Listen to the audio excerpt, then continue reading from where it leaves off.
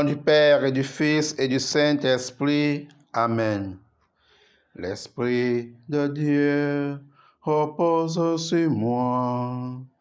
L'Esprit de Dieu m'a consacré.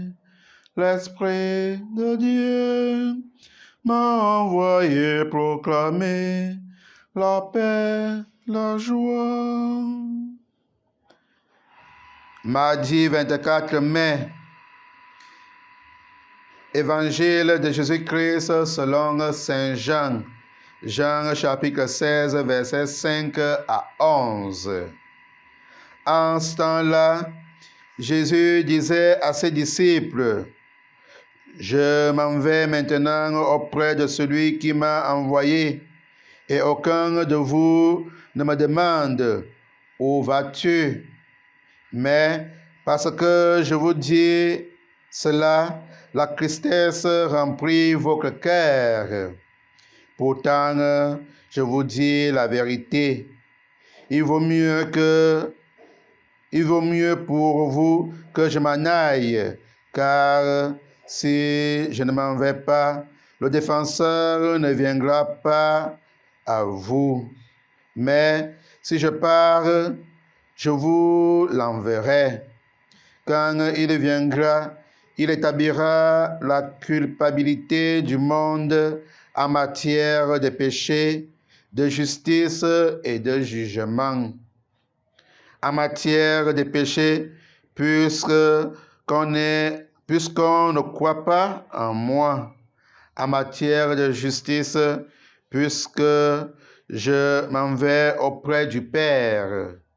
Et en matière de jugement, puisque déjà le prince de ce monde est jugé. Acclamons la parole de Dieu.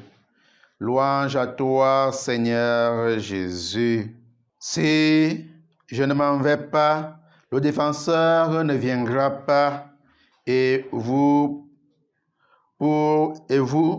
ne viendra pas à vous pour vous conduire à la vérité tout entière.